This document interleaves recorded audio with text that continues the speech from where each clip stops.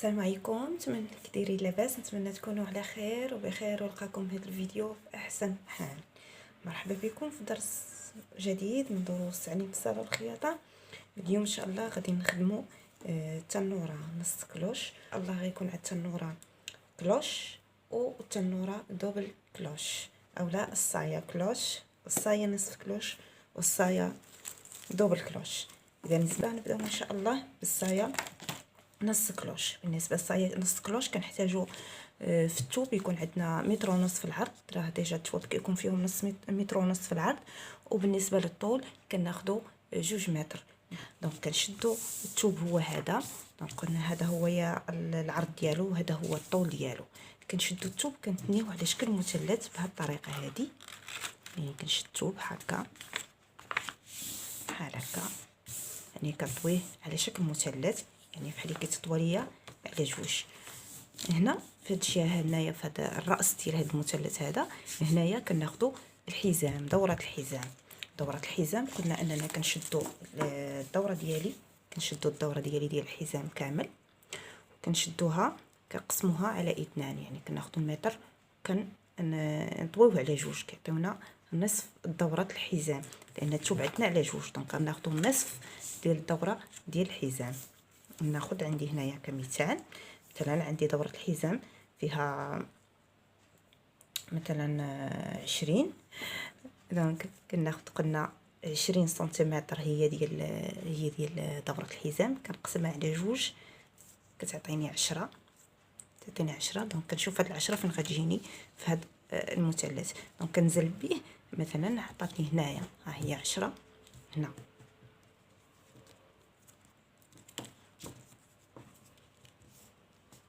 هي هادي 10.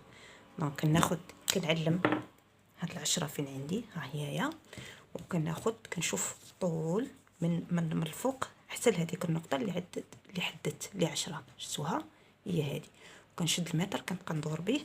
دونك شحال عندي هنايا؟ ولات عندي 12، كنولي كندور بهذاك العبار 12 متر، كتبقى في الراس ديال المثلث. كندور انايا كندور بنفس القياس،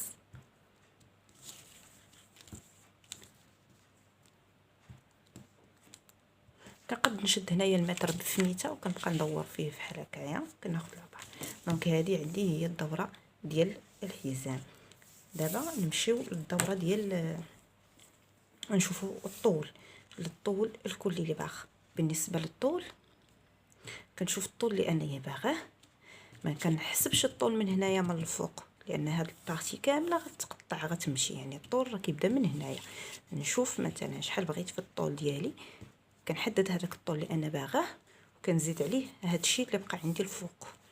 مثلا شحال عندي هنايا 9 غنزيد عليها هاد 12 اللي عندي الفوق، غتولي هي 21. دونك كنشد كندور ب 21.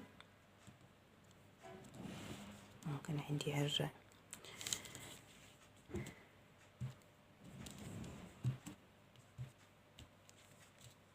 كندور وكنعلم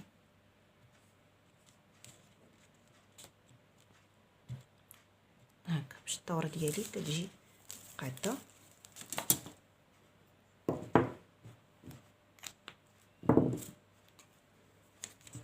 نقطعها معكم باش تشوفوا. دونك هذا الحزام. وبالنسبه للطول كنزيد 1 سنتيمتر على ود التكفيفه.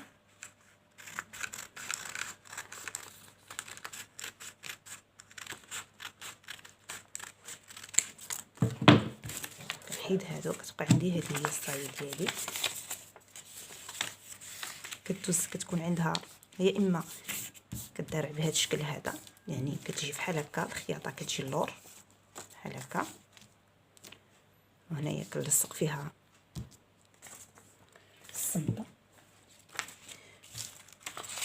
بالنسبه للصمطه كناخذ الطول ديال الحزام ديالي،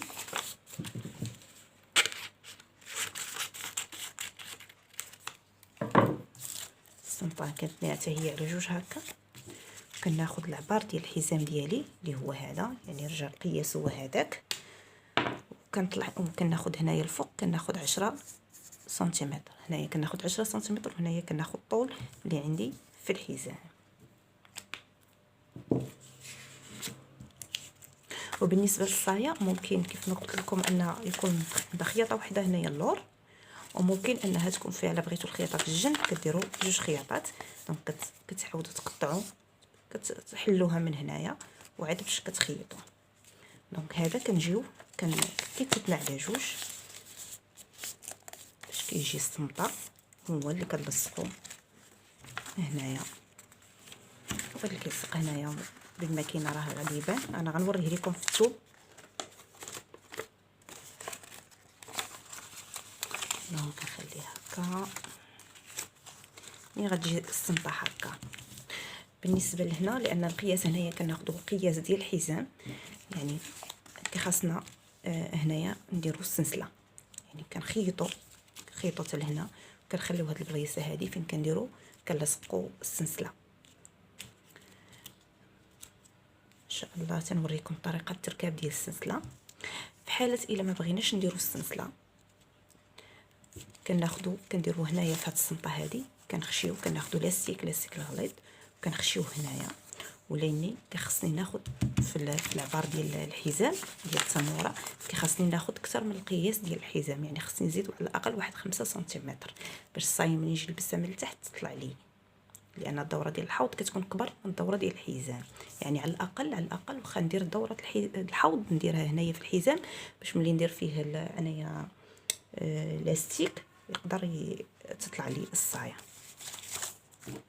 دونك ندوز دابا نوريها لكم في الثوب. انا ديجا نفس القياسات درتهم على الثوب.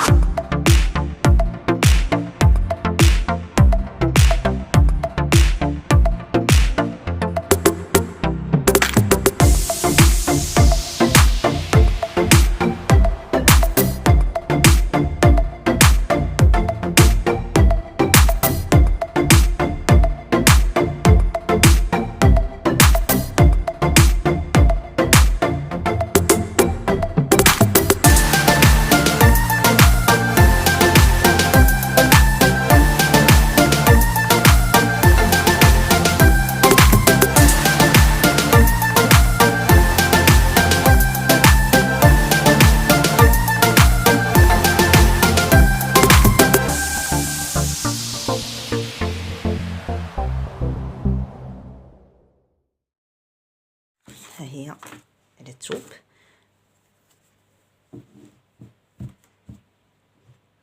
ناخذ دوره كيف ما قلت لكم دوره الحزام هنايا، الطول ديالي هنايا خليت فيها غير خياطه واحده ركبتها.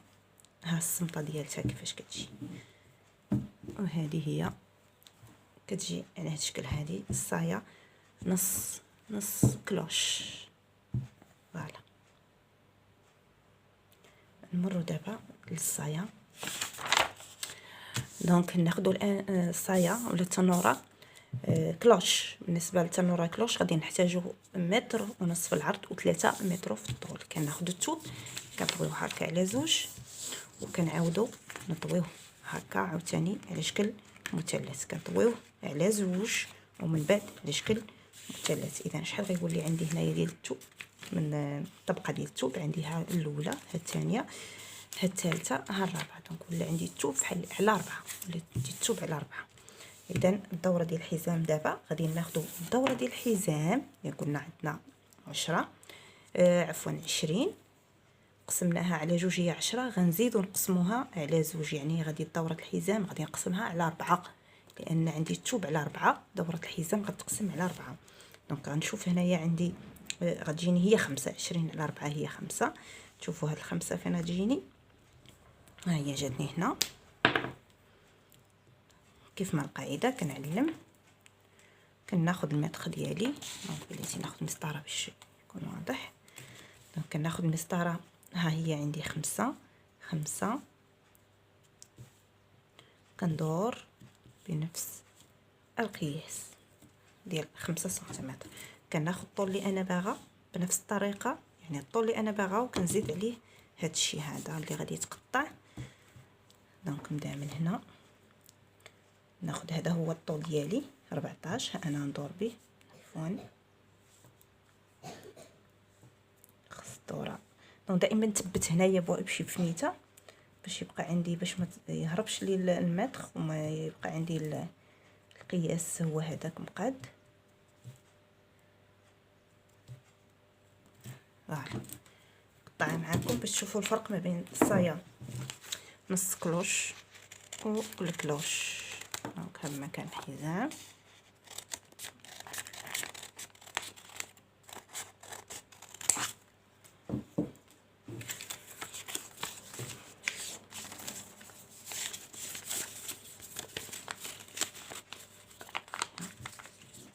كتجي عرض اكبر من الصايه الاولى.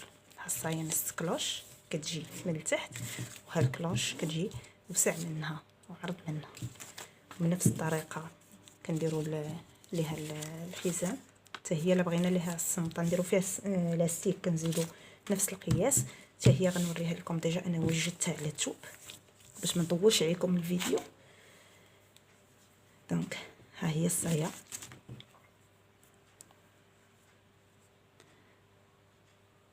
الصايه كلوش عفوا، الصايه كلوش ديالتي شتيها كتجيش. هذه الكلوش نص كلوش وهذه الكلوش شتيها.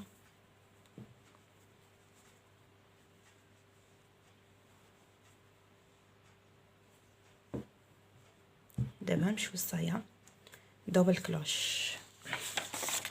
دوبل كلوش كنحتاجو الدوبل ديال الثوب اللي غنحتاج في الكلوش. كناخذ متر ونص على الاقل على 6 متر. يعني كنشد الثوب كنطويه هكا الطويه الاولى على 2، كنعاود نطويه مره اخرى على 4، وعاد باش كندير المثلث ديالي. فكيولي الثوب عندي مطوي على 8، كيولي الثوب مطوي على 8. نعاود نشد الثوب كنطوي على 2، نعاود نطوي على 2 مره اخرى، وعاد باش كندير المثلث ديالي. كناخذ بنفس الطريقه القياس ديال الحزام. دابا القياس ديال الحزام غنقسموه على 8، غنقسموه على 8 لان الثوب عندي على 8. اذا على 8 20 على 8 هي 2.5. كنهبط بهذيك 2.5 كما القاعده. ها هي وكندور بالقياس. هنا ملي غندور ها هو عطاني ولا 3 من الفوق.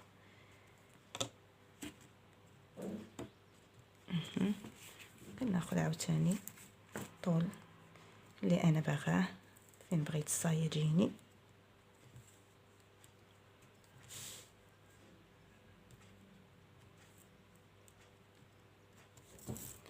هنا نقطعوها حتى هي.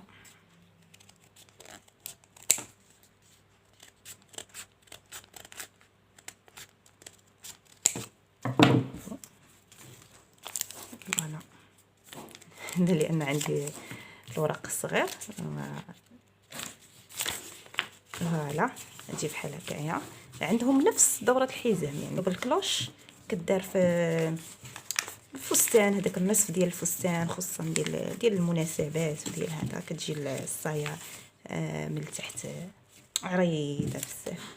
نوريها لكم حتى هي في الثوب. ها هي طبيعه الحال ما غدير 6 متر راه غتبان تبارك الله، غتبان روعه. دونك غنحط لكم الموديلات ديال فوالا كي كتجي هذه الدبل كلوش. وهذا مكان يعني تقدري تفصلي الصايه اللي بغيتي نص كلوش دبل كلوش او الكلوش في اقل من 10 دقائق. في اقل من 10 دقائق تفصليها وتخيطيها. كانت مازالي مبتدئه ومازالي تجيك سلسله صعيبه في التركب ديالها، يعني تقدري كيف ما قلت لك ديري لاستيك. لاستيك غير كتدخليه هنايا، غير كتدخليه في هاد الباند هنايا وكتطلعي خياطتك عاديه. يعني ما تحتاجيش تكوني متمكنه من الخياطه باش تنفذي هاد الموديلات هادو. ما بقى لي غير نقول لكم ما تنساونيش بلي لايك ديالكم وتشجعوني وخليوا لي دي كومونتير اللي نعرف منهم واش هادشي اللي كندير واش هاد الدروس هادو كتستافدوا منهم او لا. وما تبخلوش عليا بالبارطاج وبلي زابوني.